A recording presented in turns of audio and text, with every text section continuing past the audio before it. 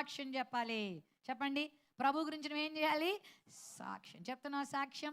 1వ అధ్యాయం 8వ వచనం, అపోస్తల కార్యములో పరిశుద్ధాత్మ మీ మీదకి వచ్చినప్పుడు మీరు శక్తి నొందెదరు గనుక మీరు యూదయలోను సమరయంలోను బూదిగంతముల వరకు ఏమై ఉండాలా? సాక్ష్యం. సాక్ష్యం చెప్పావా? మీలో ఎంతమంది ఇక్కడికి వచ్చి సాక్ష్యం చెప్పిన వాళ్ళు ఉన్నారు? ఒకవేళ చెప్పండి సాక్ష్యం. దేవుడు మీకు సాక్ష్యం ఇవ్వలేదా? మిమ్మల్ని పాపంలో నుండి తీయలేదా? భయంకరమైన కట్ల నుండి విడిపించలేదా? భయంకరమైన రోగం నుండి విడిపించలేదా? ఈరోజు బ్రతుకున్నావంటే ఆయన కృప కాదా? ఆయన సహాయము కాదా? చెప్పు సాక్ష్యం. సాక్ష్యానికి నీకు ఎప్పుడు సమయం దొరికినా, అవకాశం దొరికినా సిగ్గుపడద్దు. వీళ్ళు సిగ్గుపడట్లేదు. ఏం చేస్తున్నారంట? ప్రచురం చేస్తా. కనబడిన వాళ్ళందరికీ ఓయ్ యేసుప్రభు పుట్టాడు, ఓయ్ రండి, ఆయన బెత్లెహేంలో ఉన్నాడు రండి అని సాక్ష్యం చెప్తా ఉన్నారు. నువ్వు చెప్తున్నావా? సిగ్గండి, భయమండి.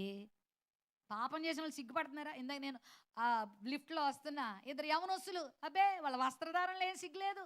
మళ్ళా చెప్పండి, ఆ పొబ్బు ఎక్కడుంది? నైట్ క్లబ్ అంట, దానిలో ఎక్కడుందో చూసుకొని దానిలో క్లిక్ చేసుకుని దానిలో వెళ్తున్నారు. సిగ్గుందా? పాపం చేయడానికి సిగ్గుందా? భయం ఉందా? మంచి పని చేయడానికి ఎందుకు సిగ్గుపడుతున్నావు నువ్వు?